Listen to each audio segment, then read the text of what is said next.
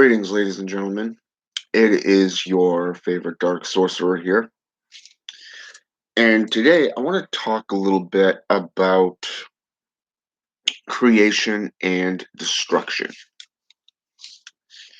As a practitioner of the arts, you're going to find that there's a need for creation just as much as you are going to find the need to destroy. Therefore, you're going to need also the balance.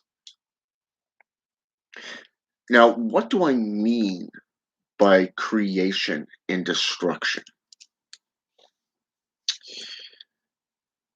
Those who come into the left-hand path have a jagged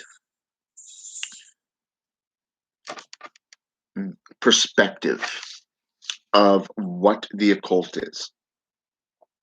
Because 9 times out of 10, they are coming from a right-hand path perspective, namely JCI, Christian, Catholic, Islamic, things like this. Or they're coming from a Wiccan or pagan perspective of occultism.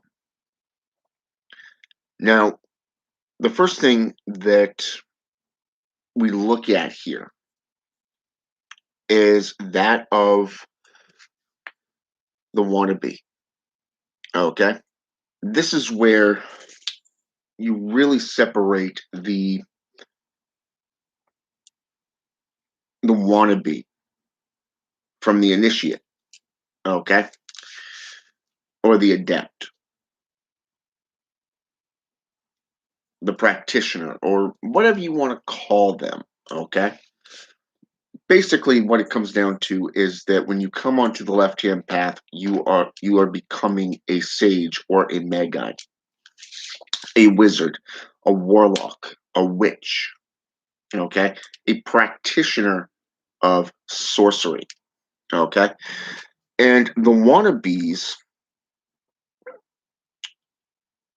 is what everybody goes into right off the bat. When they come into this path, they always become the wannabe in showmanship, popularity, image. They come with hatred and they show that hatred. They sit there and they target everyone else because they don't know any better. When we look at the wannabe, this is what comes down. They will dabble. They will go into every area. They will gather stuff from here and there and wherever, and they'll dabble it, experiment with it, kind of like tipping that toe into that proverbial pond, that body of lake, that river. There's an old expression. You can look into the abyss. You stare at the abyss long enough. Eventually, the abyss will look back at you. And then the proverbial shit hits the fan. Because when the wannabe makes that first connection, that first unquestionable connection with a deity, a demon, a djinn, an angel, an Ugan, a Loa, or some form of pantheonic god or goddess, it gets too real for them. And they run back to mama and daddy. We've been seeing a lot of this on social media, this particular type. Nobody really wants to learn. Nobody really wants to evolve. They come in with this ego, this platform of I want, I need, but nobody comes in. How can I learn to do this? How can I become like you? You see the difference between being humble and that of the ego. The creation of the ego creates a God complex. And when we get into the God complex, we look into the JCI, where they believe that they are better than everyone else, more superior, better. In some cases, we even see this even in the left hand path. Those who come into Satanism, for an example, they're angry, they're full of hate and discord, and they only want to play the bad guy badge and put on that persona, that image, to have people look at them. Look at me. I'm the bad guy. But again, nobody wants to learn. They always go to one location, the COS, the Church of Satan. We look at Anton Zanderlevy's Bible. The first half clearly puts forth a philosophical state, a mind, a path working, leaving the second half up for interpretation. But yet, even in the Enochian keys, I find it ironic because so many will sit there and go, "Well, I'm Satan, I'm God." Really? Then how do you explain the last sentence in the Enochian keys, which is in the Satanic Bible? Be friendly unto me, for I am the same true worshiper of the highest and infallible King of hell. Or how about the invocation to Satan? If you're already Satan, why would you need to call upon yourself? In fact, why would you want to perform black magic in itself? You're calling upon yourself for this. This is the atheistic manner of thought compared to that of a spiritual, theistic, and traditional Satanist who believes in an actual Satan, an actual Lucifer. But we see this in other traditions as well, these dabblers, these wannabes, in the creation of the persona that they're undertaking, they're putting on.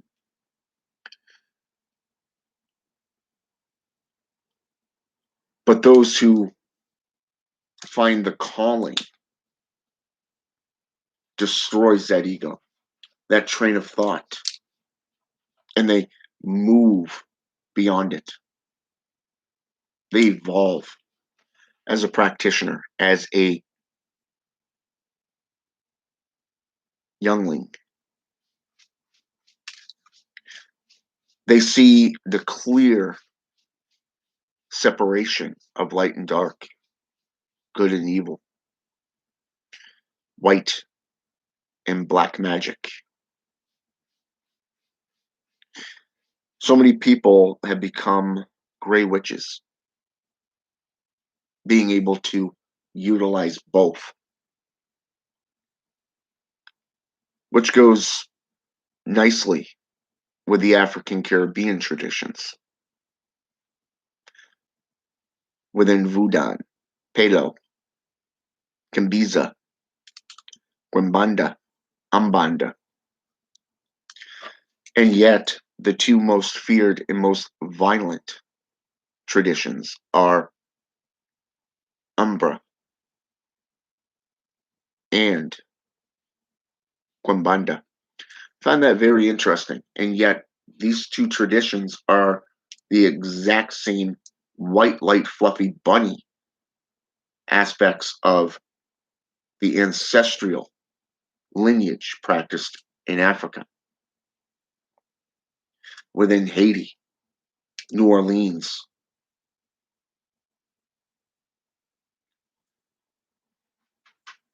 There's no room for the Bokor, but yet Bokor exist. They keep to themselves. They run when somebody else decides to learn. I find that very interesting. A lot of people who come to me are of these two stages. One, they have this false persona, this false ideology of what the craft is. You see, they don't understand the balance factor. If you're going to call upon dark magics and you call upon, say, Hecate,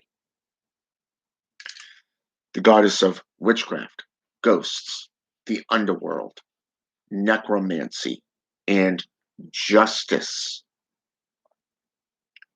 or you call upon Osiris, the god of iniquity, and you come to a sorcerer and you want to know about how to take a life through black magic, or you demand a life for a life because you want revenge, you want something to be avenged, a wrong. They think, you see, these people think it's a game. And the ironic part is, I haven't thought of this one person in a while since she came to me. And I told her to go off and do her own thing for a little while, get her head on straight, and then come back and decide what she wants to do. Because I'm not going to sit there and do what she wanted, especially since she herself doesn't know what she wants. And then she contacts a page that I'm also a brother in, that I created a couple years ago, but haven't really had anything to do with for the last year or so. And my brother, my business partner, gets in there and starts talking to her. She changed her profile photo, she changed her name, but it's the same profile.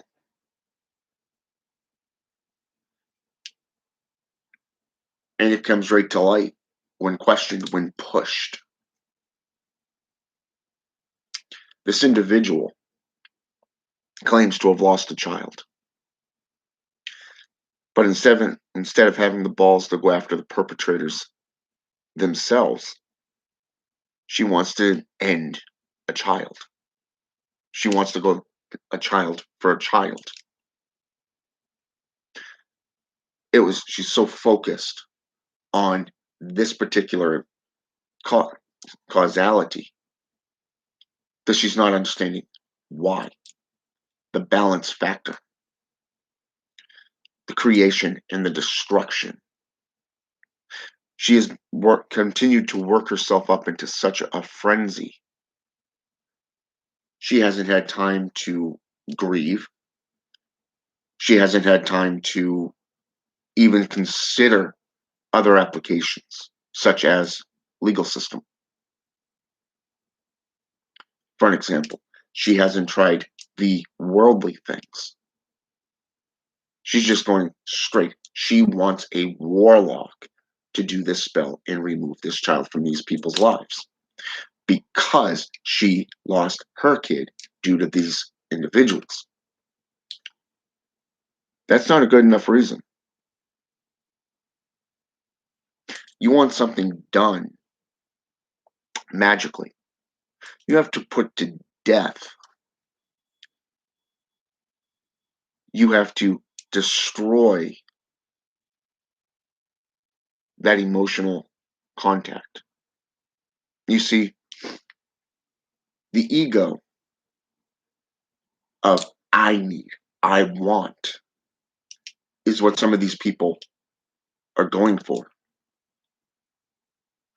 They want revenge, like this woman.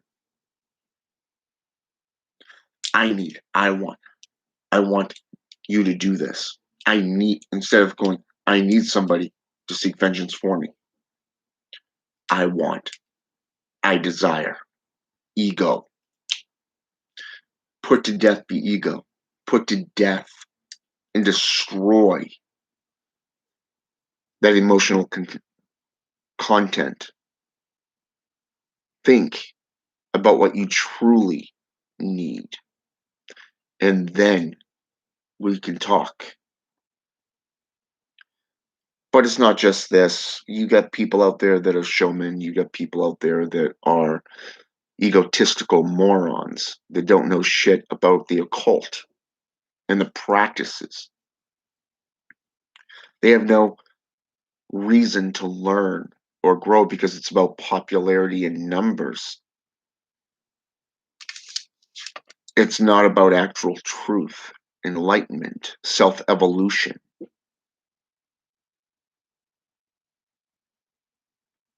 Creation and destruction is a necessity for anyone's growth. It doesn't matter if you're getting into the left hand path for your personal enlightenment because you're sick of the dogma, the lies, the hypocrisy, the duality. You see, this is the stuff that's taken over the world through the JCI. And it's now a part of many different classifications of occultism. It's infiltrated and corrupted these systems.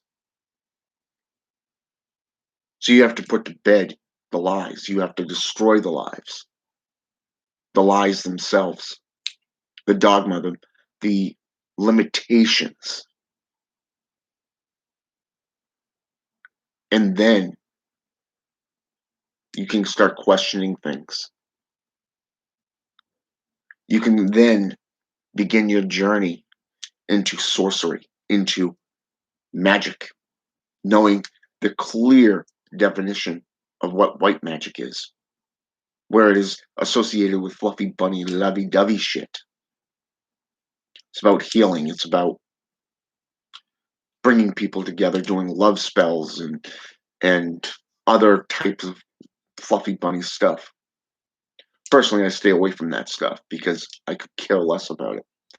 I'm more of the personal gain kind of guy. Black magic is the way that I follow because I like the enlightenment, the knowledge, the gnosis. So I go with the black magic. That's me personally. I can't speak for what you go for. Black magic I've learned firsthand through necromancy, Satanism, demonolatry, even in voodoo and Palo Mayumbi, druidism, witchcraft. You see, the most powerful beings are those who follow black magic. They're feared, they're respected. They're so knowledgeable and wise as men and women. It doesn't matter if you're into the African traditions or the European traditions, the Western or the Eastern. These things are just locations, regions. You want to know about the shamans? Why is it that ask yourself this, why is it that every single tradition out there, you look at the Solomon Keys, the Clavicle of Solomon, you look at that of the Grimoire systems, There's always that journey. Even the Black Raven or the Black Pellet. These dabblers becoming initiates, desiring to learn the truth, go on a journey, going from mage and sage to wizard to warlock to witch, worldwide. You see my point there? It's a journey, different perspectives coming together for you to grow and to learn. But think of the world as a proverbial minefield. You're going to find individuals that are showboaters, egotists, those who will try to play you and con you.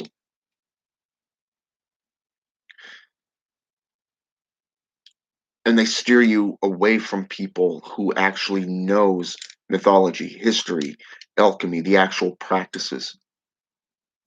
Which is why black magicians, those who are true to the arts and crafts, really have to fight, struggle 10 times more to grow,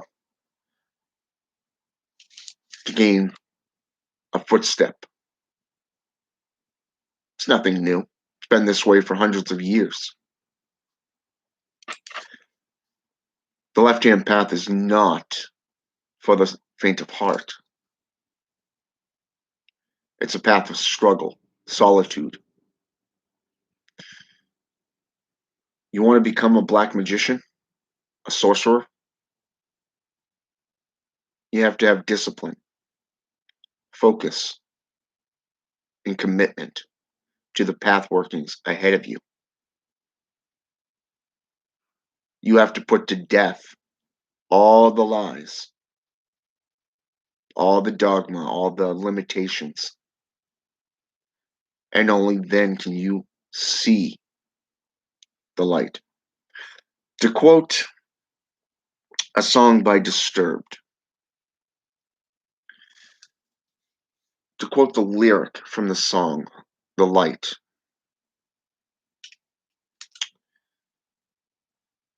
only through darkness can you find the light. Well, only through the light can you see the darkness as well.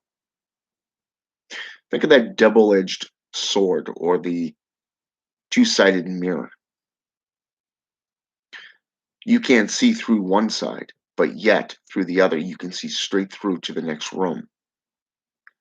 The double-edged sword, on the other hand, can cut both sides. Use them together and see how far black magic takes you. But remember to the methods of creation. Anything is possible if you let go of the limitations, if you let go of the dogma, if you let go of the ego, the theatrics, the cons, and the stupidity of corruption. You cannot, to quote the Bible, you cannot serve God and mammon. You cannot serve two masters. You cannot serve the dark and the light together, because you will learn to love one and hate the other, and hate the one and love the other. Again, the double-edged sword and the mirror effect. You have to learn to let go. Bring yourself out of those encampments. Those, get away from the diversities. Become the hermit. Become the hierophant. And then finally, become the sorcerer, the practitioner. Think about this for a moment. They tell you to go to the crossroads in the woods, meet the wizard. You go and you summon, you petition Lucifer Drafacal, begin your journey. In the old days, you'd go to Mephistopheles, the king of blood pacts. Lucifer Drafacal, the infernal pact maker and scribe. You can make a pact with just about any demon or individual that you want. But apotheosis is derived from your ascension through the tower, the path working, the root working of your choice. And only you and you alone can discern how far you, as the practitioner, are willing to grow and to learn. Are you willing to do the work to delve into the gnosis? See, this woman that I was talking about earlier, she didn't give two shits about the gnosis. She didn't care about the cost. She didn't care of who she was lashing out at to harm an innocent over those who are actually guilty. It was just the way she was feeling. It was her rage. She was blinded by this rage. The same thing as growing up in a single religion, being brainwashed and coerced into this dogma, the state of mind, I'm better than you, or this state of mind of, if you're not of my God, then you are of the devil. And in the end, the devil's going to lose. Mentality.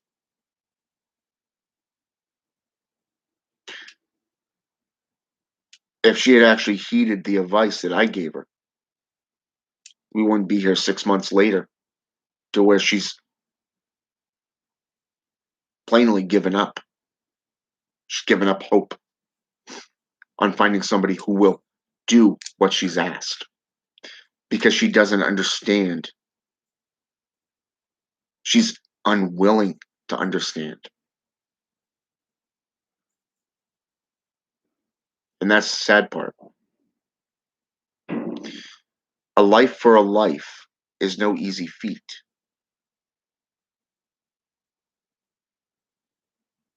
The payee is the one that's always held to blame, not the caster. If you're asking for something with guilt in your heart, then you're a fool. Because when you embrace black magic, dark sorcery, you cannot go back once a spell has been cast. In this case, she is a child herself, not knowing what she asks. She hasn't really thought about the consequences of her actions and what she is desiring to make happen. Again, creation and destruction. She has created this rage, this frenzy, without first grieving for her own loss, thinking logically about how to seek justice. Death and destruction must be so for that you can grow. But you cannot serve the light and the darkness. There's a clear separation between them.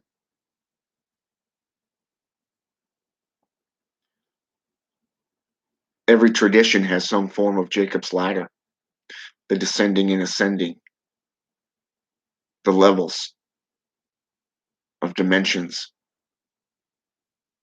In the Bible, it's known as Jacob's ladder.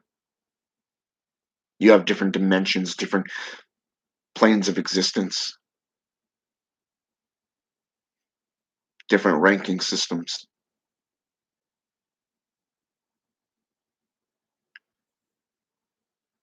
But what do I know? I'm just a man who is a practitioner who has dedicated 30 plus years to study and practice of the arts, various different traditions. And I sit back today and I see all this stupidity on social media. People pretending to be something that they're not. It's downright hilarious. It really is, but it's also pathetic and sad. 6-year-olds doing videos on vampirism, 13-year-olds doing videos on witchcraft. You type in the term black magic, or and you see videos from Christians talking about warlocks and how to spot them and to stay away from them. You see, this is the shit that needs to be put to death. You need to destroy this crap. You want personal power, you want personal apotheosis, you want to grow as a sorcerer, let go of this stuff. Learn for yourself, delve into it, immerse yourself into it, become obsessed. Because if you're truly looking to get into black magic, truly getting into black magic, nothing is going to deter you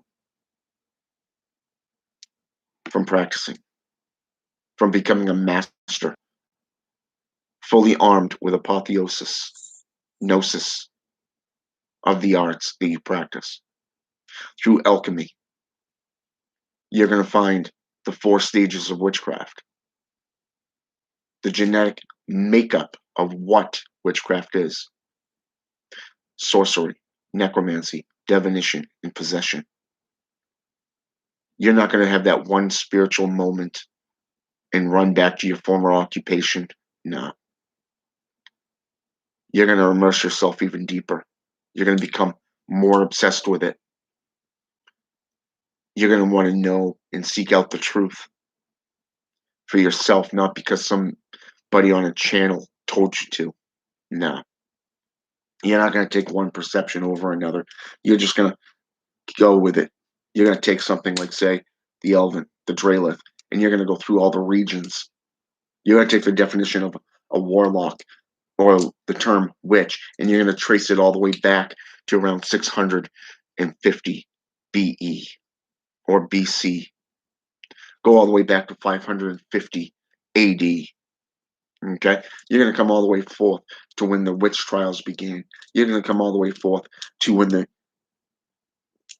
burning times took place, the holy wars, the crusades, the dark ages, and you're going to continue learning. You're going to continue growing, and you're going to see that proverbial serpent going through the world, and you're going to separate facts from lies, facts from fiction, truth from lies, and you're going to put to death, you're going to destroy all these lies, these illusions, and you're going to get into the truth, the creation of the void, and you're going to sit there and you're going to grow and you're going to immerse yourself into it even further. You see, this is where you're going to go if you're truly intent on learning sorcery, black magic. You're going to work with demons. You're going to work with the Loa. You're going to work with the Ugan. You're going to work with the Jinn. And you're going to get into the folklores. And you're going to find the truth. And you're going to practice it. You're going to apply it to your life, to your everyday life. And when it comes down to it, personal gain is pretty cool.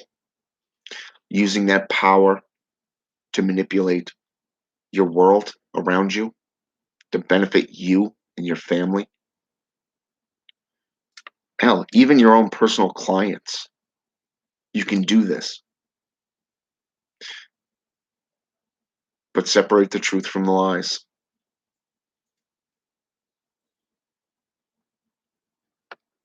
Have a good day.